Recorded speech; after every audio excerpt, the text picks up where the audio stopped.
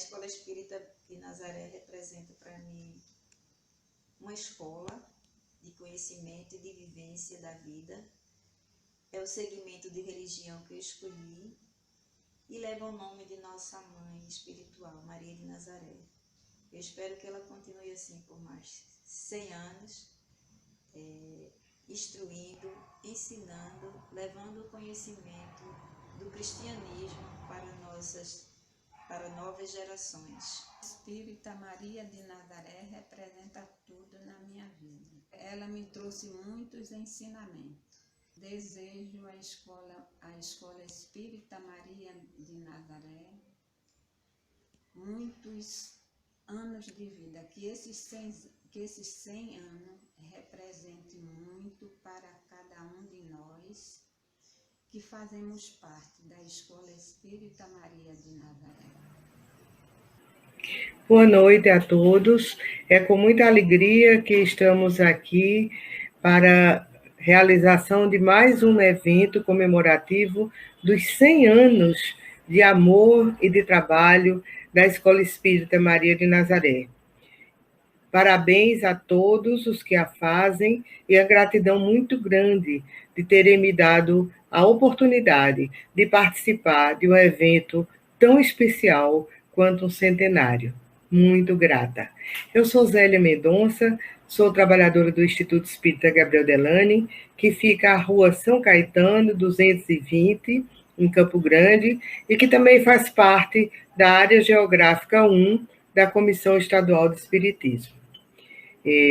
Como já falei, uma ocasião memorável, né, de festejar 100 anos de muito trabalho, de muita dedicação. Quantos já passaram por esta casa?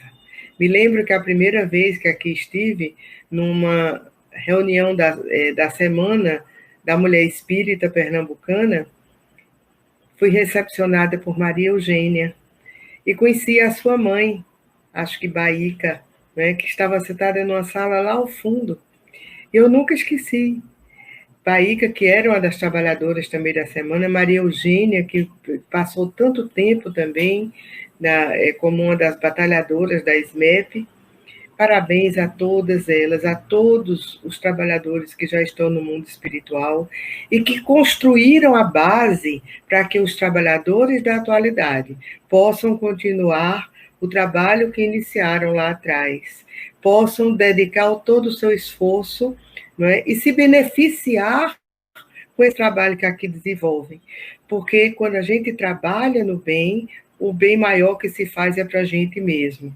Então, parabéns a todos, né, por todo esse esforço na educação moral do ser humano através dos ensinamentos de Jesus, à luz da doutrina espírita, seja como oficina de trabalho, seja como um pronto-socorro, tanto espiritual quanto material, atendendo às necessidades materiais daqueles mais vulneráveis que a procuram, da mesma forma que atendem às necessidades espirituais de todos aqueles que aqui vêm, tanto os encarnados quanto desencarnados, em busca de alívio para suas dores, em busca de aprender os ensinamentos de Jesus, para se submeter ao seu jugo e poder sair da situação de desespero, de desesperança, de desânimo em que se encontram. Parabéns a todos, que continuem cada vez mais a ter a coragem de trabalhar, porque com isso estão também cumprindo, não é, com o objetivo de cada um de nós aqui na Terra, que é de procurar trabalhar, nos melhorar através da ação do bem, para que a gente possa alcançar mais rapidamente o nosso destino, que é a felicidade.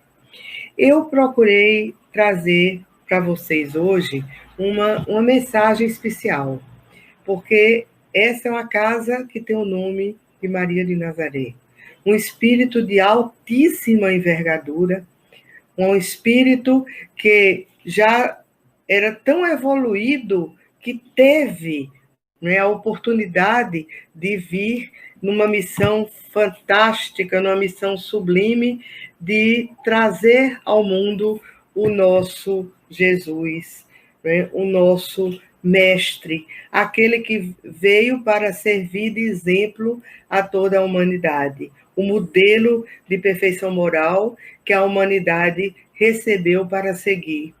E Maria, para dar cumprimento, né, a essa tarefa de trazer Jesus, ela com certeza tinha as condições necessárias para oferecer a sintonia e a afinidade, não é, que ele precisaria para poder vir aqui até o planeta Terra. Então, eu acho Maria Santíssima, não somente eu, mas acredito que todos nós temos uma admiração profunda por esse espírito. E eu quis trazer uma coisa que trouxesse uma reflexão, principalmente para os trabalhadores da casa, para nós todos.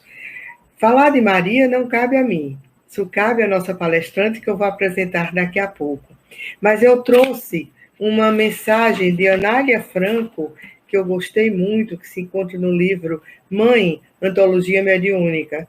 Vocês podem procurar depois. E que diz assim: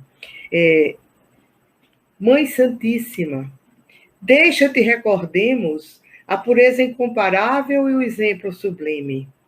Soberana que recebeste na palha singelo Redentor da humanidade, sem te rebelares contra as mãos felizes que afagavam espíritos criminosos em palácios de ouro, ensina-nos a entesourar as bênçãos da humildade.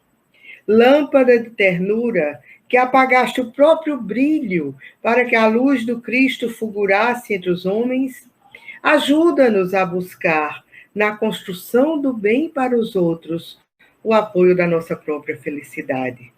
Benfeitora que te desvelastes incessantemente pelo mensageiro da eterna sabedoria, sofrendo-lhe as dores e compartilhando-lhe as dificuldades, sem qualquer pretensão de furtá-lo aos propósitos de Deus, auxilia-nos a extirpar do sentimento as raízes do egoísmo e da crueldade, com que tantas vezes tentamos reter na inconformação e no desespero os corações que amamos.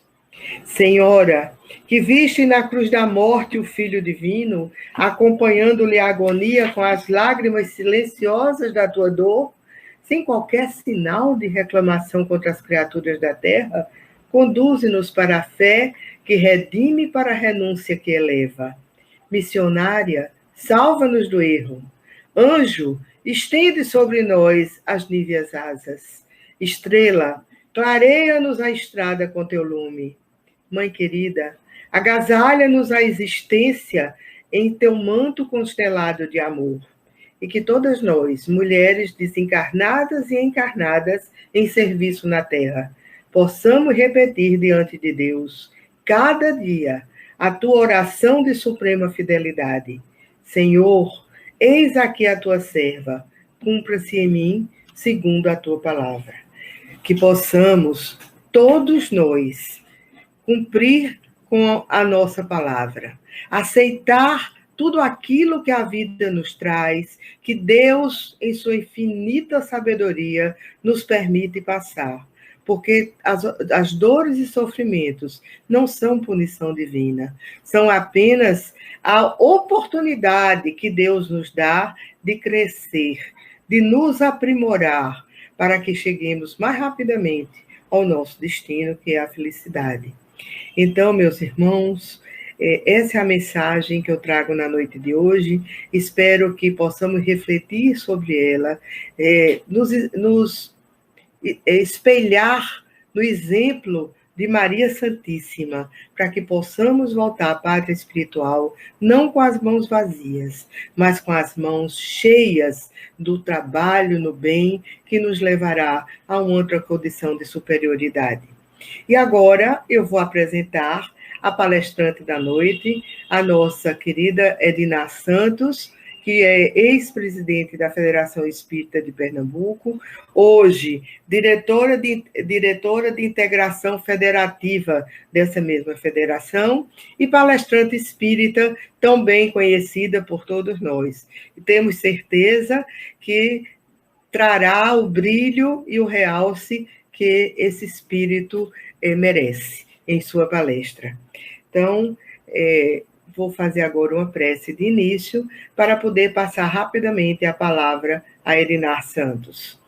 Que Deus, amoroso Pai de infinita misericórdia, possa nos dar coragem, paciência e resignação para continuar lutando as nossas lutas a cada dia de nossas vidas e construindo um caminho de luz, um futuro de muito sucesso para todos nós. Muita paz, muito bem, e que se possam, quem sabe, nos próximos 100 anos, a gente não está aqui de volta, não é? Comemorando mais uma vez um novo centenário. Paz e bem para todos. Boa noite, amigos, boa noite, irmãos, e a todos os que fazem a Escola Espírita Maria de Nazaré, que no dia 15 de setembro de 1920 foi inaugurada aqui no planeta mais uma centelha de luz, mais um farol a iluminar e a espiritualizar o povo pernambucano, notadamente, já que a nossa instituição tão querida, ela está sediada aqui na cidade do Recife, no estado de Pernambuco. Então, para nós que recebemos o convite, para mim, Edinar Santos, trabalhadora da Federação Espírita Pernambucana e do Movimento Espírita Pernambucano, é uma honra muito grande poder fazer parte dessa história, poder comemorar esses 100 anos de atividades ininterruptas da Casa Espírita, não é? Escola Espírita Maria de Nazaré, que antes disso, como todos nós bem sabemos, já tinha sido inaugurada na espiritualidade, graças ao esforço de entidades amigas, de espíritos que gostariam de, ao reencarnarem, como espíritas, fundarem uma instituição para iluminar consciências, para difundir o Evangelho de Nosso Senhor Jesus Cristo sob a ótica consoladora e maravilhosa da doutrina espírita. E o nosso tema tem a ver com a patrona, não é? Com a mentora espiritual dessa casa, que afinal de contas é a nossa mãe espiritual, Maria de Nazaré, a mãe biológica de Nosso Senhor Jesus Cristo, e que graças a todo o trabalho que ela fez, quando seu filho ainda estava encarnado, com o seu filho desencarnado, ela se torna assim a grande mãe de todo mundo, a mãe da humanidade inteira. Então, nós vamos falar de Maria de Nazaré. Vamos falar dessa figura que foi escolhida, que foi eleita, vamos dizer assim, por Nosso Senhor Jesus. Nós sabemos que muitos espíritos que vieram ao nosso planeta, que vieram antes de Nosso Senhor Jesus, vieram ao seu convite, não é? Sob sua direção, sob sua égide maravilhosa, sob sua misericórdia, para que esses irmãos pudessem, em sendo companheiros mais de perto, mais chegados a Nosso Senhor Jesus, eles pudessem também resgatar seus débitos, se assim for o caso, e também crescerem, evoluírem ainda mais graças a essa existência no nosso planeta. Então, Maria de Nazaré, ela nasceu de Joaquim, ou Eli, também era conhecido assim o pai de Maria, e de Ana, sua mãe. E ela nasceu entre os anos de 18 e 20 antes de Jesus, em Nazaré, um pequeno povoado na Galileia. Maria, desde pequenininha, desde a sua meninice, ela já acompanhava sua mãe até o poço, até a fonte. Era uma tarefa feminina, buscar água. E lá, entre as conversas que surgiam entre as mulheres, outras mulheres que estavam ali com o mesmo objetivo de também pegar água lá no poço, Maria ouvia uma perguntando para a outra, aquela pergunta emblemática, aquela pergunta maravilhosa, e a pergunta era assim: quem será eleita para ser a mãe do Messias tão esperado? Então, essa pergunta perturbadora sempre ecoava na mente e no íntimo de Maria de Nazaré, ainda menina. Então, quando já estava adolescentezinha, ela escutou. Aliás, antes ela viu um grande clarão dentro do quarto dela e depois ela escutou uma voz imperiosa que dizia que ela seria a mãe do Salvador. Essa voz era do anjo Gabriel, né? O grande mensageiro de Deus que veio trazer para Maria de Nazaré a grande notícia de que ela seria a mãe do nosso Salvador. E ela ouviu o nome dela por meio dessa voz imperiosa, Miriam, que significa Senhora da Luz. Essa voz imperiosa disse assim para ela: Alegra-te, cheia de graça, o Senhor está contigo. Essa passagem evangélica está em Lucas, no capítulo 1, no verso 28. Quem quiser dar uma lida mais intimamente, para se apropriar melhor desse conteúdo maravilhoso da Anunciação, é só ir lá em Lucas para ver. E a partir de então, a vida de Maria mudou completamente. Ela gerou o corpo físico do nosso Mestre Jesus. Ela acompanhou o crescimento, a infância, a puberdade, a adolescência e viu seu filho iniciar uma profissão aprendendo com o pai, José, na carpintaria. Mas José também, como era exigido pela lei, pela tradição judaica, também ensinou a Torá para seu filho Jesus. E Maria ficava a olhar, poxa, parece até, esse poxa é meu, né? Como se ela estivesse aí falando agora pra gente. É como se o menino, naqueles momentos em que o pai lhe ensinava a Torá, é como se o menino soubesse de tudo. E nós sabemos que ele sabia de tudo, não é mesmo? Então, ela viu o filho crescendo, aprendendo a profissão do pai, aprendendo a Torá. Mas chegou o momento em que ela precisou deixar seu filho ir. É o que muita mãe vê acontecer depois que os filhos estão criados, não é? Seus filhos saindo de casa. Aí tem aquela expressão popular que quando a mãe fica triste, não é, com a saída dos filhos de dentro de casa, chama-se síndrome do ninho vazio. A mãe, não é, fica se sentindo sozinha, como se nunca mais fossem ver seus filhos, não é? Mas na verdade Maria soube de seu filho sim. Ela sabia dele através de amigos que chegavam até ela, traziam notícias. Então, ela soube do batismo, que ele foi batizado pelo seu primo, João. Ela soube também, né, que ele havia já escolhido os apóstolos, os primeiros discípulos, os primeiros apóstolos, e também já providenciava, ela aproveitava essas notícias que traziam, ela aproveitava esses mesmos amigos e mandava encomendas para o seu filho querido. Ela mesma tecia as túnicas de nosso Senhor Jesus, fio a fio, entre lágrimas de saudade. Mas ela sabia que aquilo ali chegaria até as mãos do seu querido filho, porque uma mãe, ela guarda todo filho em seu coração como um tesouro precioso. E nós aprendemos com a nossa doutrina, com a doutrina espírita, que as mães que antecedem seus filhos pelo fenômeno da morte nunca os abandonam.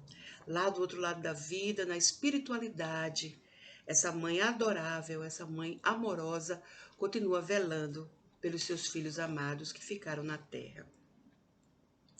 Aí nós vamos ver Maria agora sendo convidada para uma cerimônia familiar, um casamento, uma tradição do povo judeu.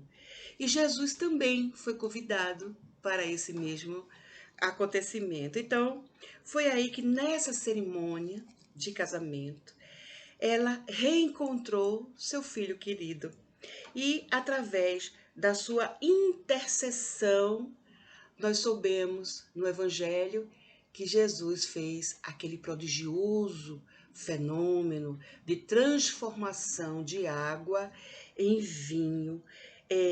Jesus ali, ele transmite naquele momento em que ele se encontra com a sua mãe, reencontra-se com a sua mãe, ele diz para ela que a partir daquele momento ele passaria a cumprir a missão pela qual ele foi empenhado a vir aqui na Terra para realizar. Então, esse evento foi muito, digamos assim, comentado por todos, porque o vinho que Jesus tinha transformado, a água que ele tinha transformado em vinho, ela era de um sabor inigualável, de uma qualidade que aquelas pessoas nunca tinham experimentado. Foram cerca de 570 litros de vinho. Olha só que maravilha, não é? 6 jarras com água renderam 570 litros de vinho. É o que está aí na história, é o que está aí nos apontamentos dos grandes estudiosos da vida de nosso Senhor Jesus. E aí, a partir da segunda quinzena de fevereiro do ano 31, Jesus anuncia para sua mãe a sua missão, o início da sua missão. Ficaram juntos mais ou menos até o mês de março, mas depois Jesus teve que partir para Jerusalém, porque estava chegando a Páscoa e Maria teve que voltar para Nazaré. Então,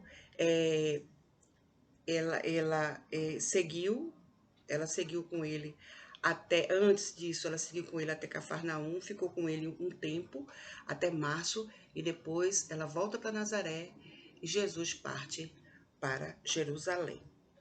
Bom, nós vamos encontrar Maria também muito preocupada, porque chegavam até ela notícias muito confusas, notícias distorcidas acerca do seu filho, e isso a deixava muito, muito preocupada. Foi aí que ela resolveu novamente visitá-lo, dessa feita direto a Cafarnaum, porque antes haviam se encontrado em Caná, onde eles participaram juntos da cerimônia de casamento e onde Jesus operou aquele fenômeno de efeitos físicos maravilhoso de transformar água em vinho. Dessa feita, Maria foi até Cafarnaum, diretamente à casa de Pedro, porque Jesus estava morando em Cafarnaum nessa época e ele sempre estava com os amigos, sempre estava com aqueles que eram, não é, que eram seus mais chegados. E aí, quando ela chegou em Cafarnaum, ela soube que Jesus estava em casa de Pedro e ela foi então para lá.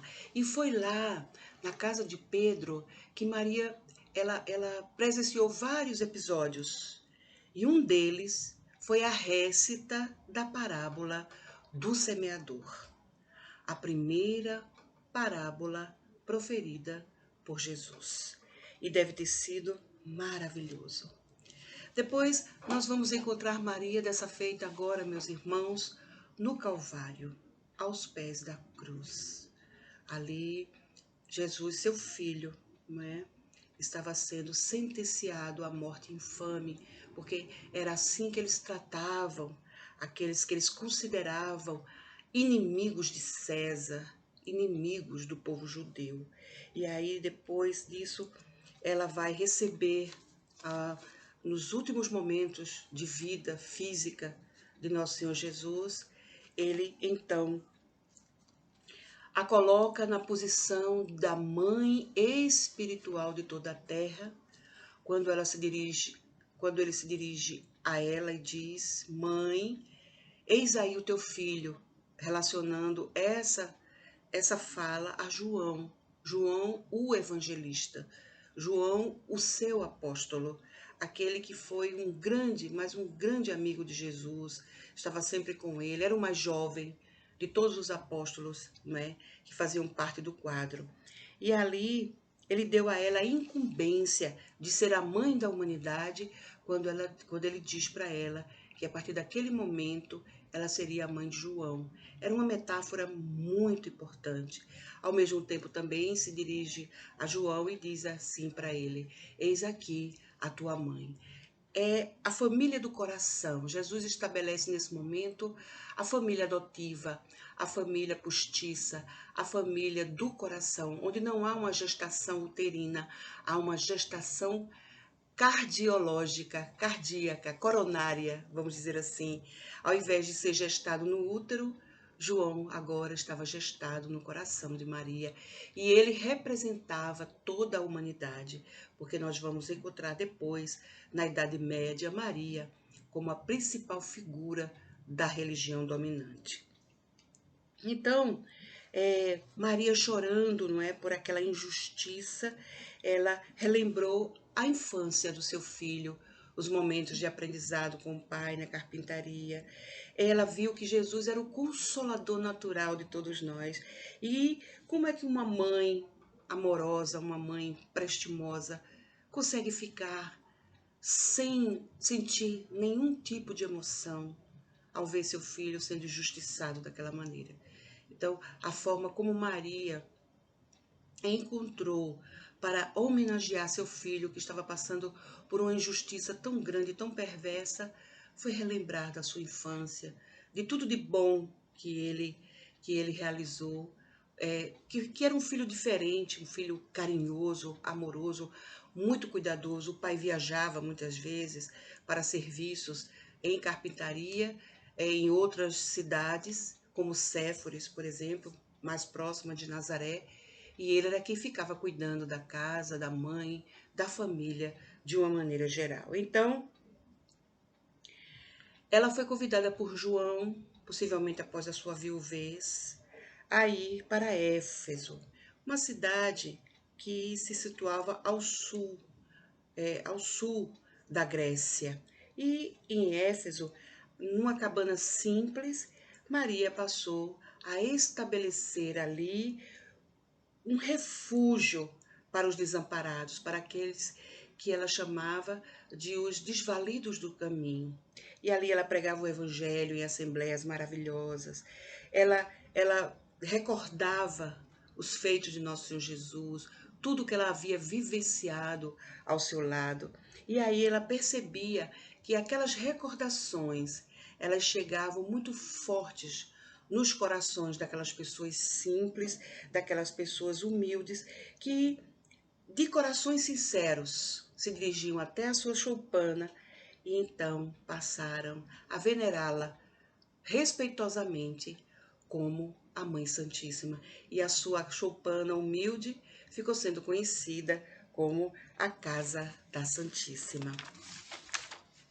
Nós vamos agora, meus irmãos, encontrar já Maria bem idosa, já, digamos assim, próxima da sua desencarnação.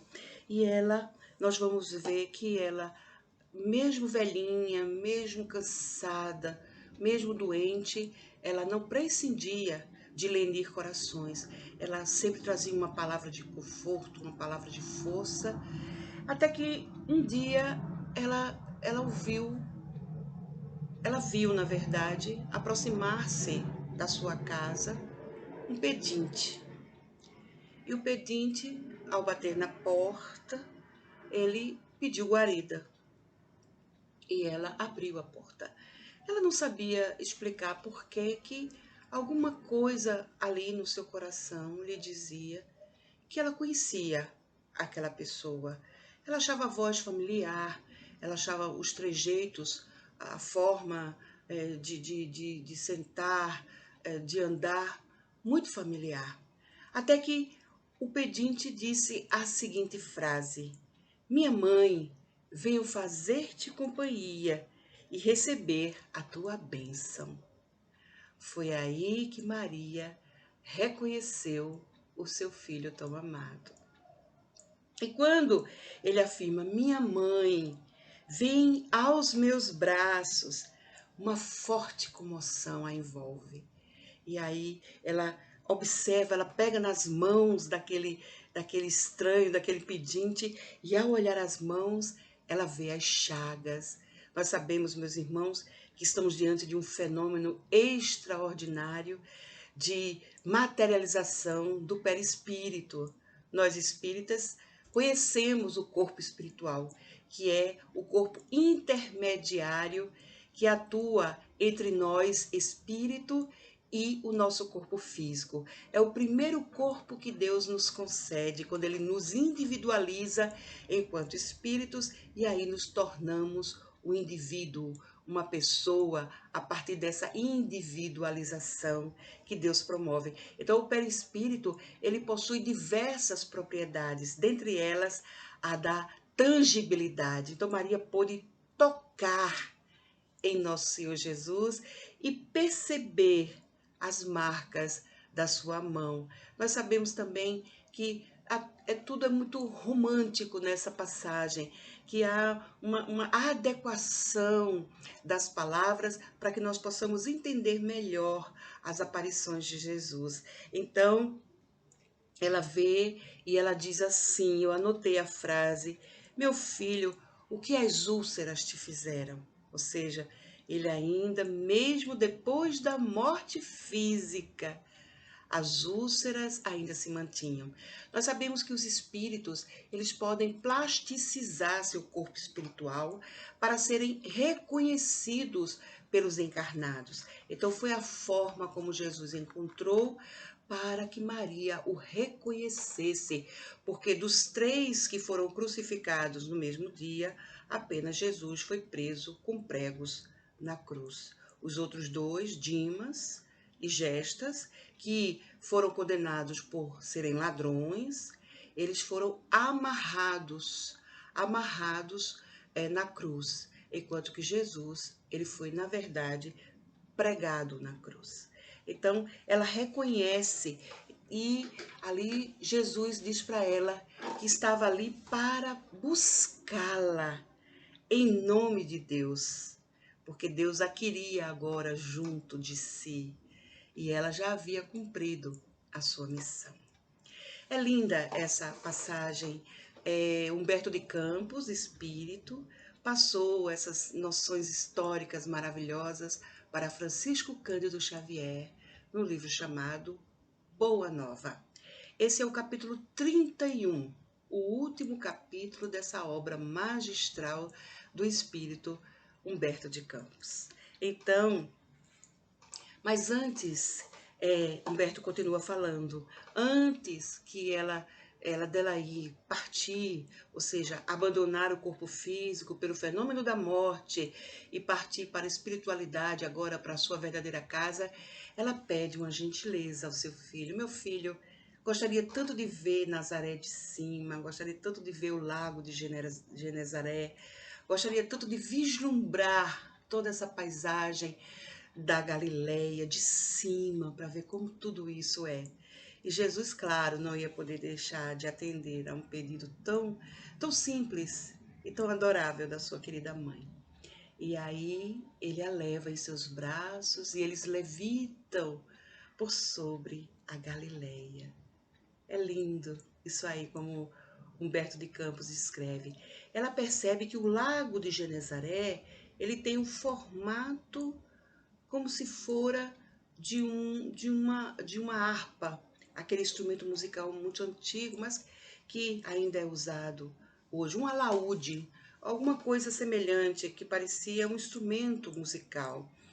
E, num dado momento, Maria escuta vozes lamentosas, vozes de choro, de dor, e ela se sente atraída por aquela vibração daquelas vozes. E eis que quando ela dá por si, ela está dentro de um coliseu. Mas as vozes continuavam, os lamentos continuavam, e aí ao chegar até, seguindo aquelas vibrações, ela chega até um local onde estão confinados vários cristãos. Eles estão aguardando o momento da morte pelos animais ferozes. Os animais ficavam dias e dias sem comer, para quando os cristãos fossem levados até a arena, eles os devorassem ferozmente. Nós sabemos que os animais não têm culpa disso. Infelizmente, os animais também sofrem na mão de homens perversos. E daí, ela vê uma menina uma moça quase menina ainda, num certo cantinho assim, daquele local de confinamento. E ao chegar perto dela, a menina está chorando de medo pelo que vai acontecer consigo e com os outros que estão ali na mesma situação em que ela está. Maria, em seu coração de mãe, sente uma grande piedade daquela menina. E aí começa a falar em seu ouvido: filha, canta, minha filha, canta. A moça não sabia por quê, não sabia se aquilo ali era ela mesma que estava tendo aquela ideia, mas uma vontade de cantar muito grande veio até o seu coração. E ela começou a cantar. E foi assim que naquele dia muitos cristãos adentraram a arena da morte, cantando, vibrando, graças ao coração amoroso de Maria de Nazaré. Nós vamos ver, portanto, meus irmãos, Maria, a mãe de Jesus, como uma grande discípula de nosso Mestre, ajudando-o no que foi necessário para a divulgação da Boa Nova, para a divulgação do reino de Deus na terra. E Maria cumpriu bem o seu papel, como nós vimos antes, relembrando para os corações sinceros os feitos do seu filho, que na verdade é o nosso governador, o governador espiritual da terra, o nosso guia e o nosso modelo. A grande pergunta para o cristão é: em meu lugar, o que faria Jesus? Porque em muitas situações nos sentindo frágeis, nos sentindo infelizes, muitas vezes cometemos erros graves. E aí a grande pergunta nos ajudaria, quiçá, a evitarmos erros enormes que complicam ainda mais as nossas existências no futuro, já que tudo que nós semeamos agora nesta atual existência, nós vamos colher nas próximas reencarnações. Nós vamos encontrar Maria como consoladora também, já que ela considerava seu filho o consolador natural de todas as pessoas. Ela agora fazia por imitação, por gratidão, por admiração, por devotamento e abnegação, o mesmo trabalho que seu filho fazia, de levar lenitivo aos corações, de levar uma palavra de fé, uma palavra de esperança, uma palavra de conforto. E ela fez muito bem esse trabalho, tanto é que ganhou o nome de Santíssima. Mas Jesus, eles ao chegarem na espiritualidade, ao conversarem, agora Maria, na condição de espírito desencarnado, junto ao seu filho, com o coração aliviado por tudo que já havia passado, ele pede a ela um grande favor, que ela possa atender aos irmãos que estão agora no mundo espiritual, na condição de suicidas.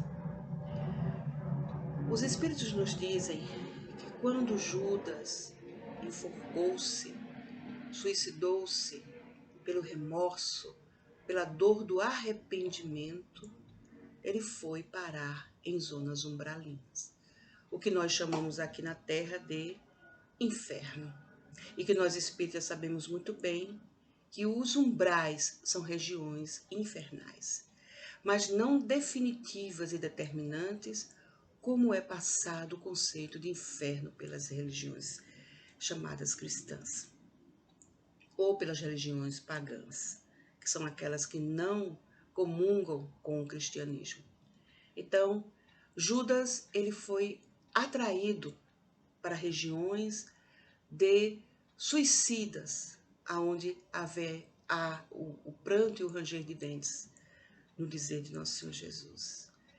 E sabemos também que Jesus buscou Judas após a sua desencarnação, buscou Judas nessas localidades e ficou muito penalizado da situação do nosso irmão.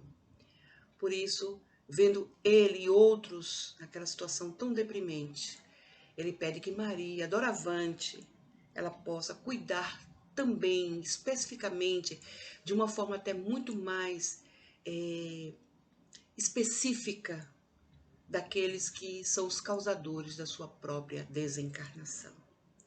E assim Maria funda na espiritualidade o Hospital Maria de Nazaré, e que dedica esse hospital inteiramente àqueles que, lamentavelmente, foram para o mundo espiritual em função do suicídio. O suicídio é uma das grandes, digamos assim, tragédias humanas. Nós sabemos das estatísticas, não precisamos nem ficar repetindo aqui agora nesse momento, mas as estatísticas são terríveis quanto ao número de pessoas que se suicidam diariamente. Crianças, jovens, adultos e idosos. Lamentavelmente. Vários são os fatores que podem ocasionar um suicídio. Uma pessoa desistir da sua existência física e num ato de muita fraqueza de alma, de fraqueza humana, de fraqueza espiritual, ela dá cabo da sua própria vida. E nós temos muitas narrativas. Eu me lembro de um jovem que deu o nome de Daniel numa comunicação mediúnica.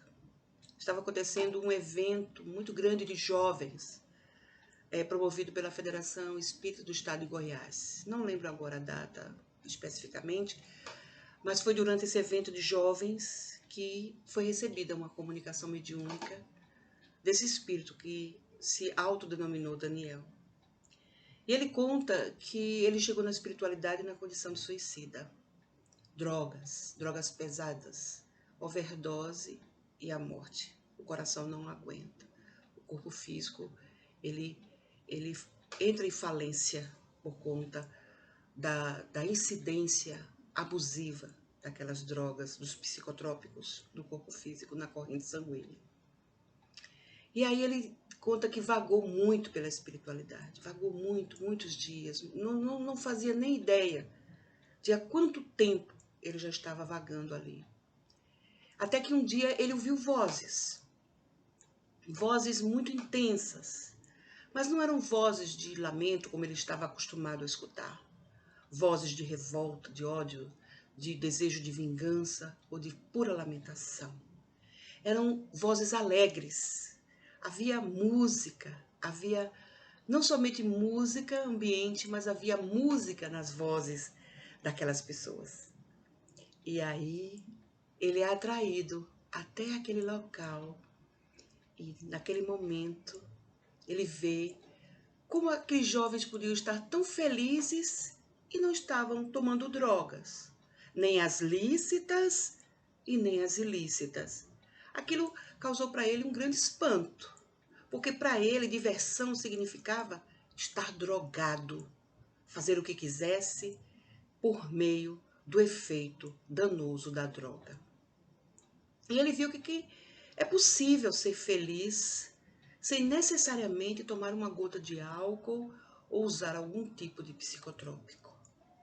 E foi aí que ele resolveu falar. E alguém emprestou a voz, a garganta, e ele falou. E também houve a escrita, para que ficasse registrado para a posteridade como exemplo, como aqueles jovens, eles favoreceram a remissão de um espírito atormentado naquele momento. Nós vamos encontrar também Divaldo Pereira Franco ajudando um moço na cidade do Rio de Janeiro que havia se suicidado, se jogando debaixo do trem. E as suas preces por aquela pessoa ajudou aquele irmão a se livrar da constante revivescência do momento atroz, do momento da culminância em que ele desencarna em função da sua fraqueza moral. E depois ele vai até Divaldo para agradecer pelas orações, que foi graças a elas que ele pôde sair daquele ciclo vicioso, daquele medo constante da morte, porque era uma morte que nunca se consumava. Nós vamos encontrar vários exemplos, inclusive no livro Memórias de um Suicida, pela psicografia de Dona Ivone do Amaral Pereira, ditado pelo espírito Camilo Botelho.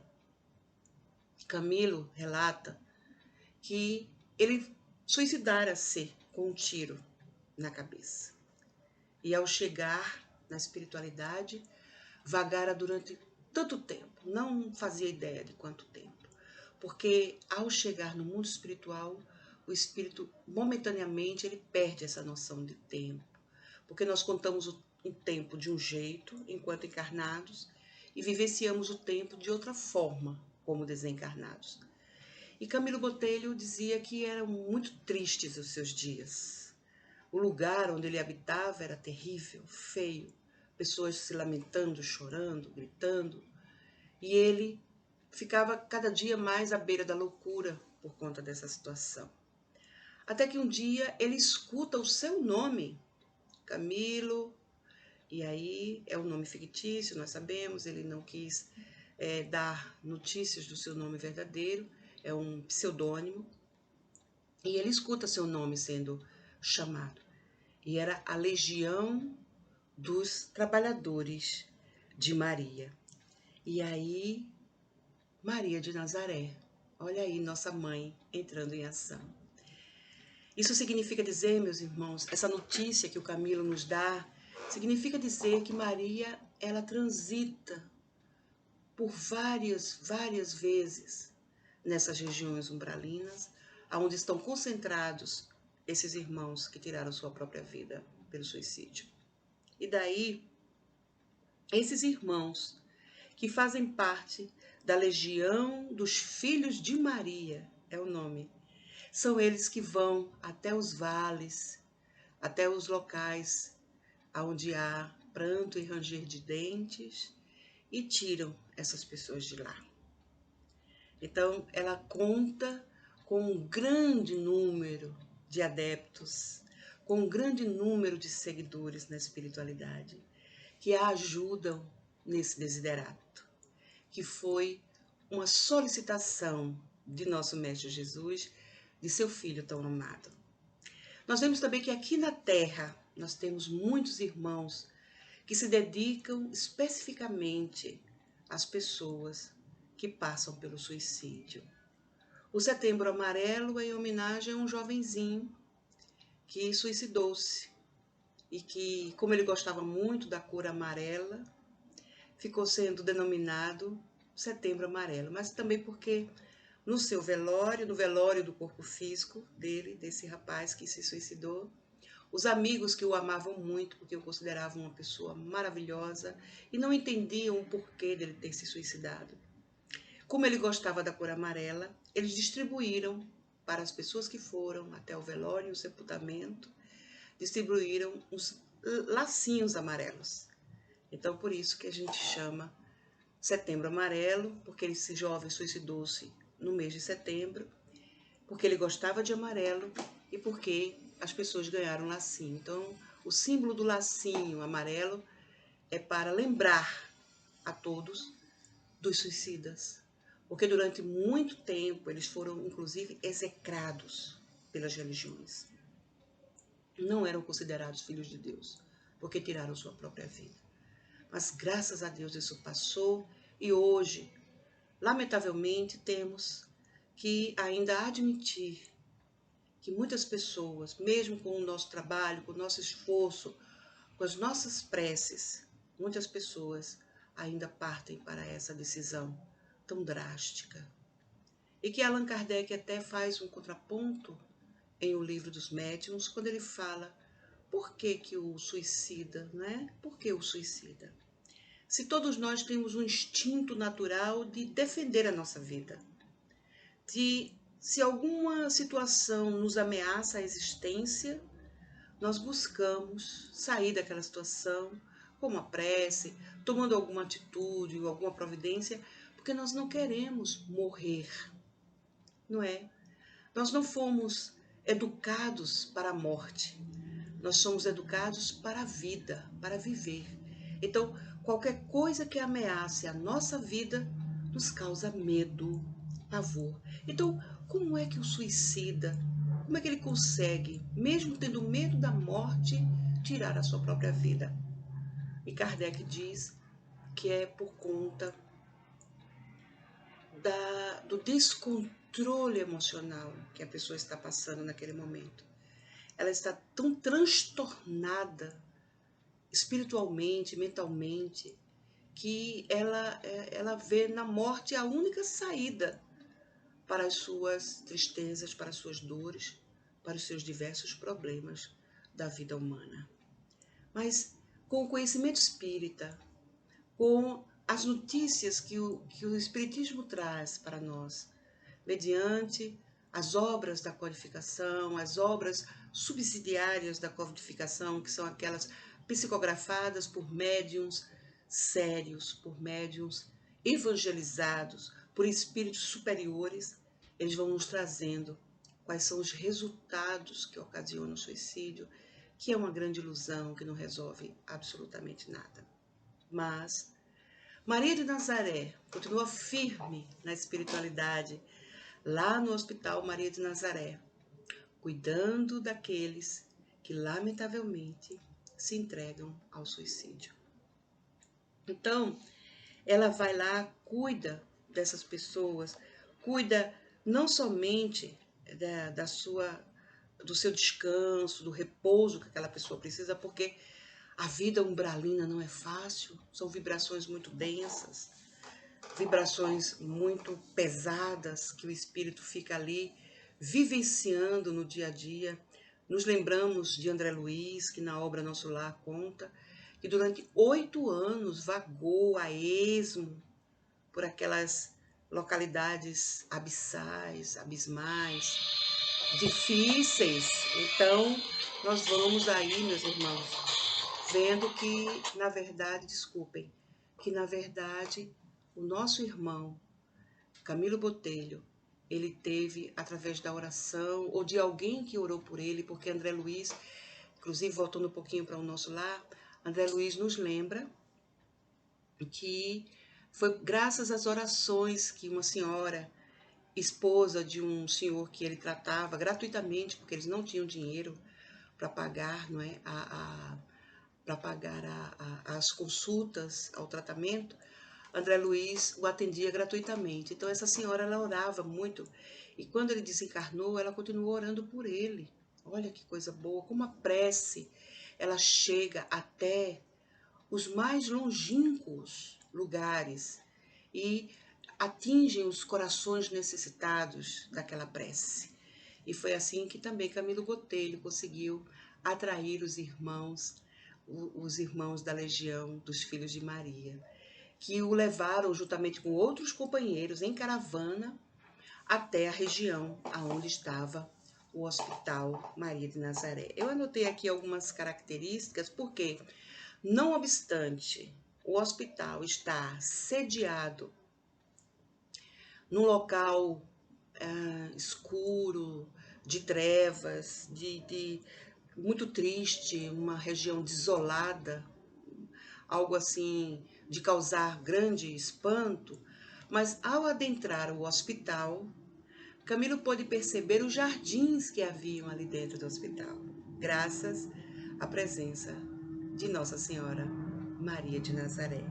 Ele viu por ali árvores frondosas e açucenas e rosas, onde eles poderiam agora, graças ao resgate feito pela Legião dos Filhos de Maria, eles poderiam agora repousar, eles poderiam agora receber o tratamento terapêutico necessário e a alimentação, que também seria de grande importância para a manutenção, não é, das forças ainda vitais existentes em função do suicídio.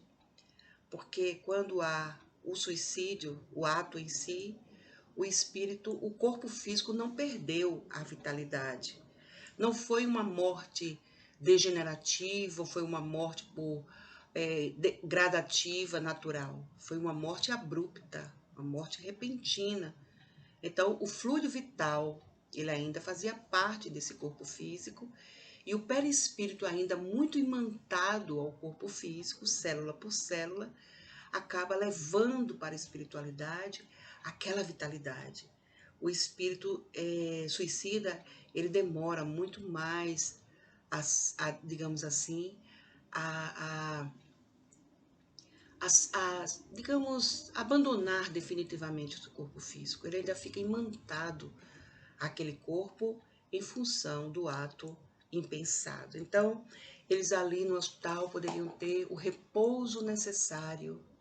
Aquilo que eles mais necessitavam no momento eram de momentos de reflexão, para poderem pensar melhor sobre tudo o que lhes acontecera ainda na vida física e agora em tratamento, em cuidados especiais na espiritualidade, poderem assim relaxar e aos poucos irem tirando aquelas ideias, aqueles pensamentos negativos, para então partirem para uma nova existência, para uma nova, digamos assim, oportunidade reencarnatória. Então o processo é lento, o processo é muito lento. E cada um de nós tem um ritmo, não é? Cada um de nós pensa de uma maneira, cada um de nós age de uma forma diferente. Nosso livre-arbítrio é único, nós o utilizamos conforme o nosso grau de evolução. Daí a necessidade do tempo necessário. E Maria tinha ali, naquele prédio, vamos dizer assim, vibratório, que é o Hospital Maria de Nazaré, ela tinha a tecnologia necessária e todos os recursos que eram precisos para ajudar aqueles irmãos que chegavam ali na condição de doentes da alma e que precisavam de muito repouso e de muita, mas de muita oração e de muito cuidado.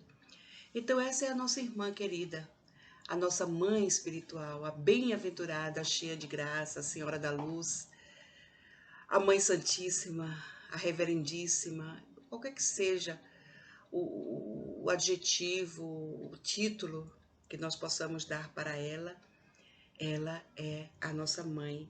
Hoje ela é a mãe de todos nós, é a mãe espiritual da humanidade. Então nós temos assim um débito muito grande com a nossa mãe, Maria de Nazaré, por tudo de bom que ela fez por nós quando ainda estávamos reencarnados naquela época ou em outras épocas.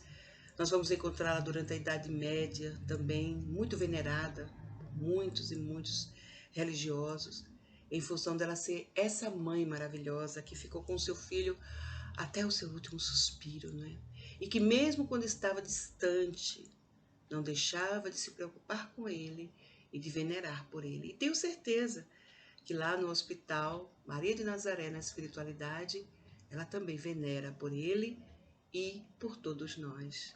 Então, meus irmãos, que nós possamos render homenagens a essa figura maravilhosa, essa personagem fundamental na vida do nosso Senhor Jesus, já que ela aceitou dele o convite de ser sua mãe biológica, e que muito embora em algumas situações ela não entendesse muito bem porque seu filho agia daquela forma, mas alguma coisa dentro do seu coração dizia que ele estava correto, que ele estava no caminho, que ele é o Messias, que ele era o enviado especial de Deus e ainda o é, porque Jesus continua conosco, nos ajudando, sendo nosso amigo incondicional de todas as nossas horas, nosso irmão mais velho, construiu esse planeta lindo para a gente viver e assim podemos chamá-lo de nosso governador espiritual, de guia e de modelo da gente, né?